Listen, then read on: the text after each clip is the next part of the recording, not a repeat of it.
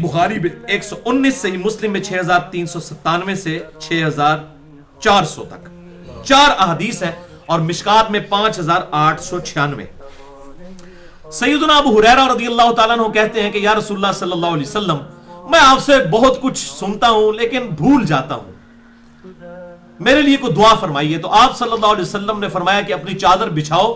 انہوں نے چادر بچھائی، آپ صلی اللہ علیہ وسلم نے یوں آسمان سے ایسے ہوا میں سے ایک جو ہے وہ مٹھی بھری اور ان کی چادر میں یوں رکھ دی اور فرمایا اسے اپنے سینے سے لگا لو۔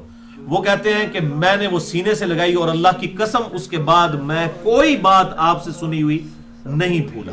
یہی وجہ ہے سب سے زیادہ احادیث سیدنا ابو ہریرہ نے روایت کی ہیں رضی اللہ تعالیٰ عنہ۔ یہ آپ صلی اللہ علیہ وسلم کی دعا کی برکت، یہ آپ کا معجزہ تھا کہ حضرت ابو ہریرہ رضی اللہ تعالیٰ عنہ کو اتنی باتیں الحمدللہ یاد رہتی تھی۔ اسی کانٹیکسٹ میں وہ واقعہ بھی یاد کر لیں جو صحیح مسلم میں 6396 اور مشکات میں بھی موجود ہے 5895 نمبر، کہ حضرت ابو ہریرہ کہتے ہیں کہ میری والدہ آپ صلی اللہ علیہ وسلم کو گالیاں دیا کرتی تھی اور میں بڑا تنگ آ گیا۔ ایک دن تو میں نے کہا یا رسول اللہ صبر کا پیمانہ لبریز ہو گیا، اب تو آپ دعا کر دیجئے میری والدہ کے لیے، وہ آپ کی اتنی دشمن ہے، مجھ سے برداشت نہیں ہوتا، آپ مجھے صبر کا کہتے ہیں، مجھ سے برداشت نہیں ہوتا۔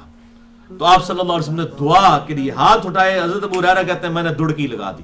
اندازہ کریں کہ ایک عورت جو آپ صلی اللہ علیہ وسلم کی اتنی سخت دشمن ہے، جس کی دشمنی میں کوئی دوسری رائے نہیں ہے، اور اس کا بیٹا آگے کہہ رہا ہے کہ بس ایک دعا کرنے کی برکت، کہتے ہیں میں نے دڑکی لگا دی، گھر پہنچا تو دروازہ بند، اندر سے نہانے کی آواز آ رہی، اور میری والدہ نے کہا ابو ہریرہ باہر ہی رہو۔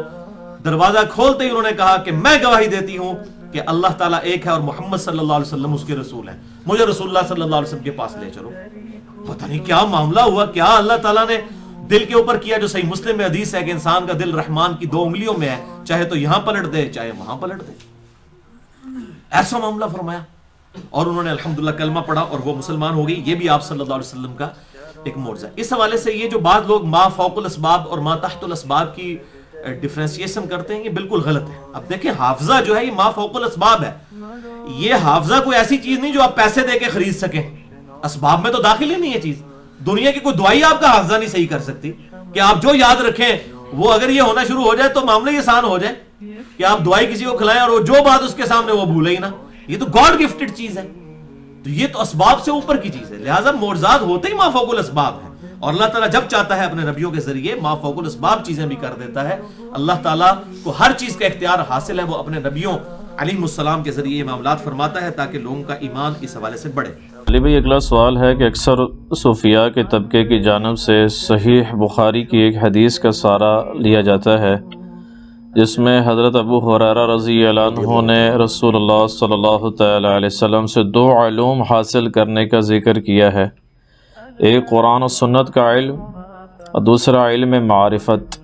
اس کے برعکس منکرین احادیث اس قسم کی احادیث کو اسلام کے خلاف کی گئی سازش شمار کرتے ہیں، اس حوالے سے آپ کا کیا موقف ہے؟ دیکھیں جی، یہ جو انٹرپریٹیشن آپ نے کی بالکل غلط ہے، اس طرح کے الفاظ حدیث میں نہیں ہیں۔ حدیث شریف جو صحیح بخاری میں ہے، یہ کتاب العلم چیپٹر میں، اس میں الفاظ ہیں میں نے نبی علیہ السلام سے 2 پیالے لیے، ایک تمہارے سامنے ظاہر کر دیا یعنی قرآن و سنت کا علم، ظاہر علم کے پیالے تھے وہ، اور دوسرا اگر میں تمہارے سامنے بیان کروں تو تم میری رگے جاں کاٹ دو۔ علم معرفت کا تو کہیں بیچ میں ذکر ہی نہیں ہے، یہ تو انہوں نے خود اپنا لقمہ اس کے منہ میں ڈالا ہے۔ اب لاجیکلی سپیکنگ اگر آپ اس سے مراد یہ صوفیاء کا جو ایک سو کالڈ سلسلہ چل رہا ہے یا علم لدنی کے نام کے اوپر دھوکہ دے رہے ہیں، تو پھر میرا معصومانہ سوال ہے کہ جو تصوف کے سلاسل ہیں، قادریہ، چشتیہ، نقشبندیہ، سہروردیہ، یا پہلے ہوا کرتے تھے جنیدیہ، طیفوریہ اور باقی، ان میں کس سلسلے کے اندر حضرت ابو ہریرہ آتے ہیں؟ حضرت ابو ہریرہ کا تو کسی سلسلے میں نام تک موجود نہیں ہے، تو اگر علم لدنی ان کے ذریعے ٹرانسفر ہوا ہے تو حضرت ابو ہریرہ تو آنے چاہیے نا، ٹھیک ہے نا، تو کہیں موجود ہی نہیں ہے۔ اور بھائی صحیح بخاری میں ہی موجود ہے، حضرت ابو ہریرہ نے خود بتا دیا کہ وہ علم کیا تھا، صحیح بخاری کی حدیث ہے کہ حضرت ابو ہریرہ کہتے ہیں مجھے نبی علیہ السلام نے بنو قریش کے یعنی بنو امیہ کے ان لڑکوں کے نام، ان کے ماں باپ کے نام بھی بتائے ہیں جن کے ہاتھوں اس امت کی تباہی ہونے والی ہے۔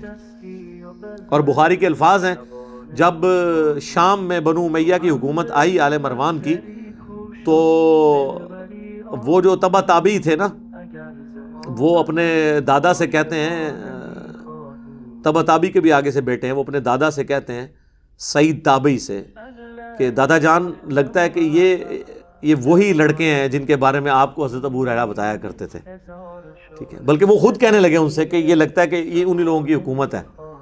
تو یہ بنو امیہ کے ہاتھوں جو تباہی ہونے والی تھی اس کا ذکر ہے۔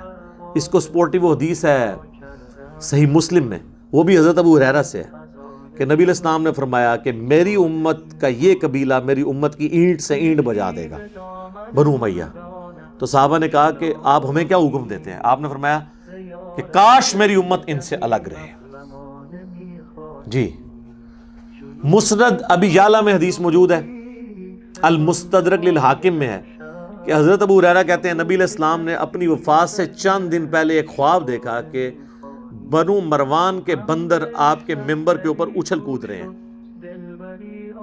اور اس کی آپ کو بتایا گیا کہ آپ کی وفات کے بعد یہ حکومت پہ قابض ہو جائیں گے۔ تو حضور علیہ السلام اتنے پریشان ہوئے کہ حضرت ابو ہریرہ کہتے ہیں کہ اپنی وفات تک پھر حضور کو کسی نے ہنستے ہوئے نہیں دیکھا کہ یہ بندر چڑھیں گے ممبر کے اوپر۔ یہ بھی حضرت ابو ہریرہ نے روایت کی ہے۔ تو سر وہ بتا کے گئے ہیں، وہ دوسرا پیالہ منو دس دے گئے نے، تانا میں دس رہے ہیں وہاں اینج ہے، صرف انہوں نے اپنی جان بچائی ہے، نام نہیں لیے، کیونکہ انہیں خطرہ تھا کہ یہی حکومت میں بیٹھے ہوئے ہیں تو میری گردن کاٹ دیں گے۔ حسین تو ہر کوئی بندہ نہیں بنتا نا سر، یعنی آخری درجے میں اجازت ہے، آپ اپنا جو جان بچانے کے لیے کسی لیول تک کمپرومائز کر سکتے ہیں، برائی کو دل میں برا جانتے ہوئے۔ ایک اور حدیث ہے مسند احمد کے اندر کہ حضرت ابو ہریرہ یہ کہا کرتے تھے، اے اللہ میں جو 70 کی دہائی کا آغاز ہے، یعنی 60 کے فوراً بعد، اس سے تیری پناہ میں آتا ہوں اور نوجوان لڑکوں کی حکومت سے۔ دلائل النبوہ امام بیہقی کی کتاب میں آتا ہے، مشکات میں بھی یہ روایت موجود ہے کہ بازاروں میں چلتے ہوئے وہ دعا کیا کرتے تھے، اے اللہ میں جو 60 کی دہائی کا جو اینڈ ہے، 70 کا آغاز ہے، اور جو چھوکروں کی حکومت ہے، اس سے میں تیری پناہ میں آتا ہوں۔ اور اللہ تعالیٰ نے ان کو دیکھ لیں پہلی موت دے دی ہے، وہ 59 ہجری میں فوت ہوئے ہیں۔ 60 ہجری میں یزید جو ہے وہ امیر بن گیا، اور 61 ہجری میں واقعہ کربلا ہو گیا۔ تو یہ حضرت ابو ہریرہ جس چیز کی طرف اشارہ کرتے تھے نا، وہ یہ بنو امیہ کے ذریعے امت کی تباہی ہونے والی یہ خبریں تھی، غیبی خبریں جو ان کو بتائی گئی تھی، اس کا کوئی علم معرفت، علم لدنی سے کوئی تعلق نہیں ہے، ورنہ تو حضرت ابو ہریرہ ان کے سلاسل کے اندر ہوتے۔ تو یہ اس حدیث کو مس کوٹ کیا جاتا ہے، اور منکرین حدیث خام خواہ اس حدیث کا انکار کرتے ہیں، وہ یہ سمجھتے ہیں صوفیاء کی دلیل ہے۔ تو آپ پہلے اس کو سمجھ تو لیں وہ حدیث ہے کیا، ان کی کوئی دلیل نہیں ہے، خام خواہ آپ ان کے کھاتے میں ڈال کے اور پھر اس کو ریجیکٹ کرنے کی کوشش کرتے ہیں۔ آپ علمی طریقے سے معاملات کو لے کے چلیں تو آپ کو پتہ چل جائے گا یہ معاملہ کچھ اور تھا، انہوں نے جان بوجھ کے اسے بگاڑ کے پیش کیا۔ جناب بخاری اور مسلم دونوں میں ایک حدیث ہے، سیدہ عائشہ کہتی ہیں کہ جس نے یہ کہا کہ نبی علیہ السلام نے کچھ دین جو اللہ کی طرف سے ان کو بتایا گیا تھا وہ لوگوں تک پہنچایا اور کچھ چھپا لیا، اس نے اللہ پہ بھی جھوٹ باندھا، رسول اللہ پہ بھی جھوٹ باندھا۔ یہ کوئی چھوٹا ہلکا جملہ نہیں ہے۔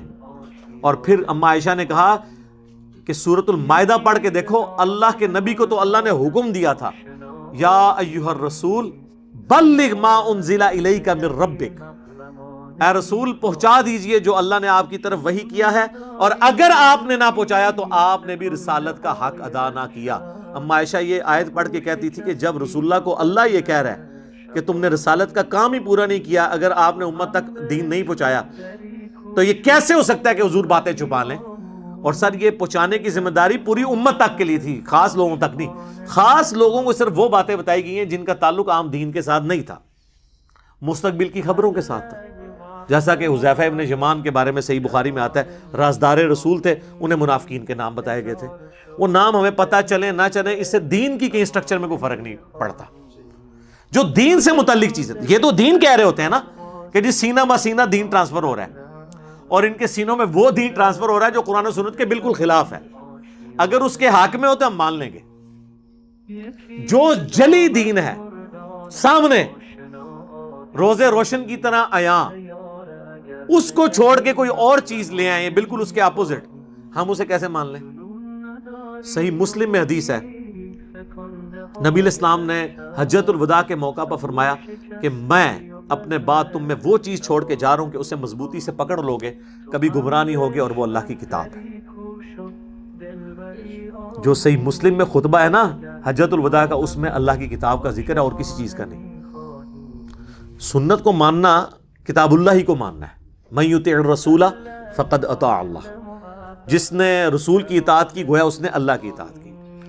البتہ المستدرک للحاکم میں موجود ہے، الموطا امام مالک کی روایت تو کمزور ہے، حاکم میں ہے کہ نبی علیہ السلام نے فرمایا کہ میں تم میں دو چیزیں چھوڑ کے جا رہا ہوں، ایک اللہ کی کتاب اور دوسرے اس کے نبی کی سنت، ان کو مضبوطی سے پکڑ لوگے کبھی گمراہ نہیں ہوگے۔ تو سر حجۃ الوداع پہ کوئی صحابی نہیں کھڑا ہوا جس نے کہا یا رسول اللہ وہ جو دوسرا پیالہ ہے علم لدنی والا وہ میں نے آگے پہنچانا ہے یا نہیں پہنچانا؟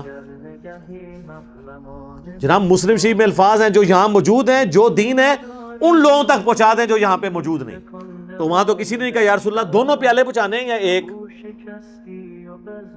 ہے ہی ایک تھا۔ اور یوم النہر کا جو خطبہ ہے بخاری اور مسلم کا، اس میں بھی موجود ہے، جو یہاں پہ موجود ہے ان تک پہنچا دیں جو یہاں پہ موجود نہیں، جس میں آپ نے پھر گواہی بھی لی تھی۔ صحابہ نے کہا کہ آپ نے دین پہنچا دیا، 3 دفعہ انگلی آسمان کی طرف بلند کر کے نیچے کی کہ اے اللہ اللہم اشہد اللہم اشہد اللہم اشہد۔ وہاں کسی نے کہا یا رسول اللہ وہ خاص باتیں میں آگے بتا دوں؟ اور سر جو غدیر خم کا خطبہ ہے صحیح مسلم میں 6225 سے 6228 تک، نبی الاسلام کا حجۃ الوداع کے بھی بعد خطبہ ہے، وفات سے 2 مہینے پہلے۔ اے لوگو آگاہ ہو جاؤ، میں بھی ایک انسان ہوں، قریب ہے کہ اللہ کا قاصد یعنی موت کا فرشتہ میرے پاس آئے اور میں اس کی دعوت قبول کر لوں۔ میں اپنے بعد تم میں 2 بھاری چیزیں چھوڑ کے جا رہا ہوں، ان میں سے پہلی چیز اللہ کی کتاب ہے، اس میں ہدایت ہے، اس میں نور ہے، تم اللہ کی کتاب کو پکڑو، اپنا تعلق اس کتاب کے ساتھ مضبوط کرو۔ اللہ کی کتاب اللہ کی رسی ہے، جو اسے پکڑے گا ہدایت پہ ہوگا، جو چھوڑ دے گا گمراہ ہو جائے گا۔ اور دوسری بھاری چیز میرے اہل البیت ہے، میں اپنے اہل البیت کے معاملے میں تمہیں اللہ کا خوف دلاتا ہوں، اللہ کا خوف دلاتا ہوں، اللہ کا خوف دلاتا ہوں، 3 دفعہ فرمایا۔ امت بالکل الٹ چلی، نہ قرآن کو پکڑا نہ اہل بیت کو زندہ چھوڑا، بالکل الٹ چلی امت۔ اب وہاں پر یہی حدیث آگے بھی چلتی ہے بقیہ کتابوں میں، جامعہ ترمذی میں کچھ حصہ اس کا موجود ہے کہ نبی الاسلام نے پھر حضرت علی کا ہاتھ یوں بلند کر کے کہا من کنت مولاہ فہذا علی مولاہ، جس کا مولا میں اس کا مولا علی۔ اور یہ حدیث مسند امام احمد میں ڈیٹیل کے ساتھ ہے، سنن نسائی الکبریٰ کے اندر ہے۔ نبی الاسلام نے صحابہ سے کہا النبی اولیٰ بالمؤمنین من انفسہم وازواجہ امہاتہم، سورہ احزاب کی اس آیت کے تحت آپ نے کہا کہ کیا میں مومنین کی جانوں پر ان سے بڑھ کر حق رکھتا ہوں؟ میری بیویاں امت کی مائیں ہیں۔ سب نے کہا بلا یا رسول اللہ۔ تو آپ نے پھر حضرت علی کا ہاتھ پکڑ کے کہا من کنت مولاہ فہذا علی مولا۔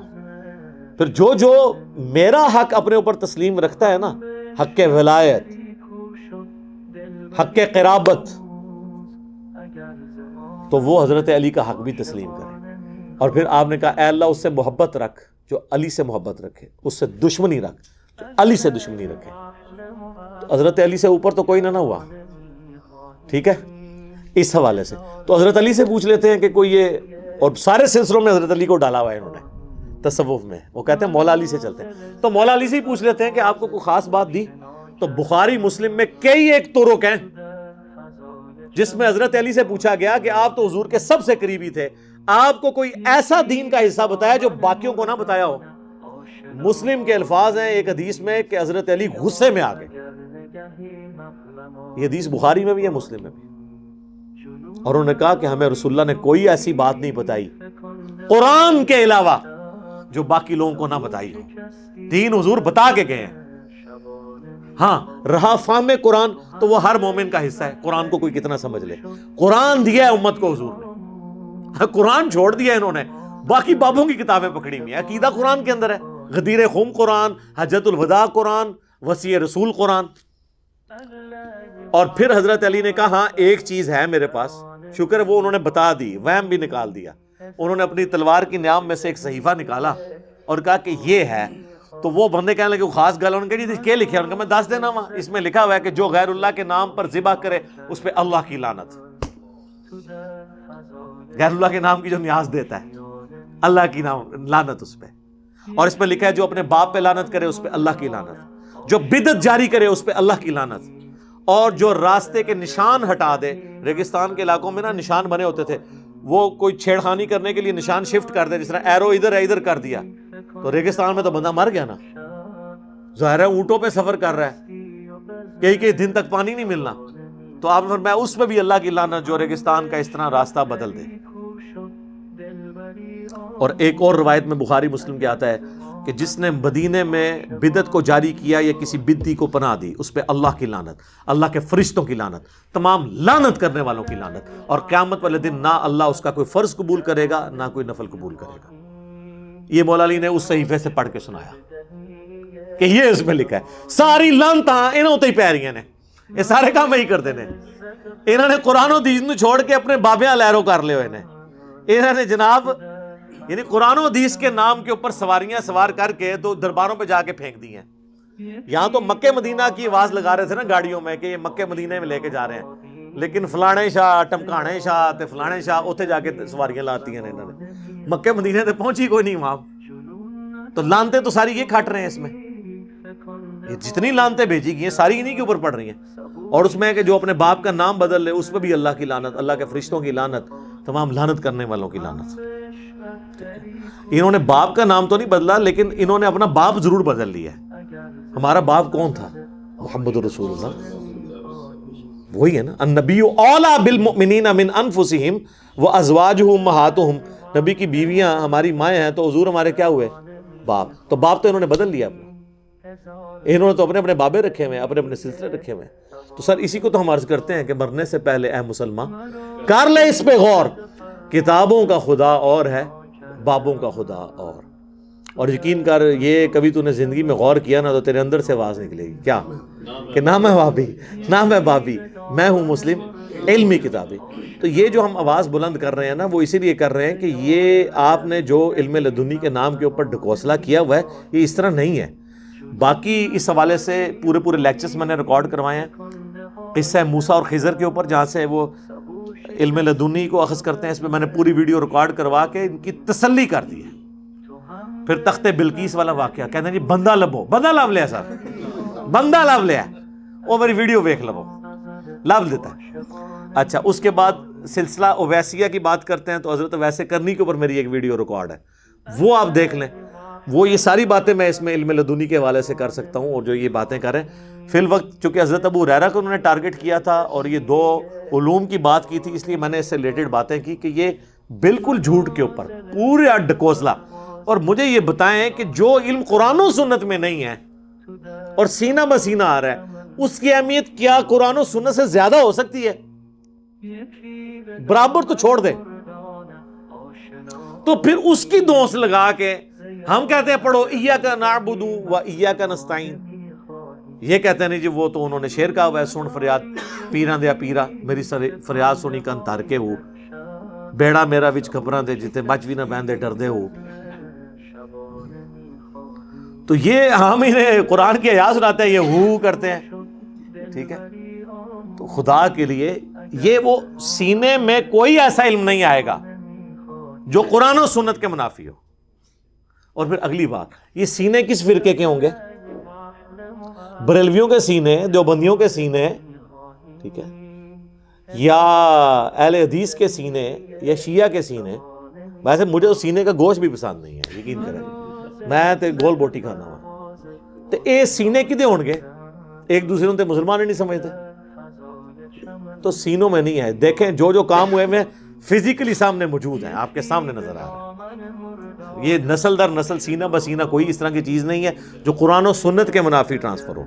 چونکہ انہوں نے قرآن و سنت کو نہیں ماننا ہوتا, پھر یہ کہتے ہیں علمو بس کریو یار, کبھی کوئی بہانہ کبھی کوئی بہانہ. تو ہم تو پیار محبت سے ان کو سمجھا رہے ہیں کہ شاید ان کی آنے والی نسلیں اس دعوت کو قبول کر لیں, اور بڑی تیزی سے اللہ کے فضل سے قبول کر رہی ہیں. باقی آپ علم لدنی کے پر جتنی میں نے ویڈیوز بتائیں آپ یہ دیکھیں تو آپ کو پتہ چل جائے گا یہ ٹوٹلی جھوٹ کے اوپر ان کا سارے کا سارا معاملہ چل رہا ہے. چونکہ انہیں یہ یقین ہے کہ ہماری تعلیمات قرآن و سنت میں موجود نہیں ہے, لہٰذا یہ کہتے ہیں وہ سینہ بسینہ علم بھی آ رہا ہے. بالکل آپ کہیں جی آ رہا ہے, مان لیا, لیکن قرآن کے خلاف نہیں ہونا چاہیے, حدیث کے خلاف نہیں ہونا چاہیے. تو پھر یہ بیان نہیں کریں گے آپ سے، کیونکہ انہوں نے تو بالکل اس کے الٹ بیان کرنا ہوتا ہے. وہ کہتے ہیں جی اس کے اندر یہ نقطہ نکلتا ہے، اور وہ جو چیخ چیخ کے ابل ابل کے چیز باہر نکل رہی ہوتی ہے وہ نہیں مانتے، اس میں سے کچھ اور چیز نکال لیتے ہیں. تو انشاءاللہ تعالی کتاب و سنت کی آواز یوٹیوب حافظہ اللہ کی برکت سے پھیل رہی ہے. انشاءاللہ ان کی آنے والی نسلیں امید ہے حق بات قبول کر لیں گے. ٹھیک ہوگا جی.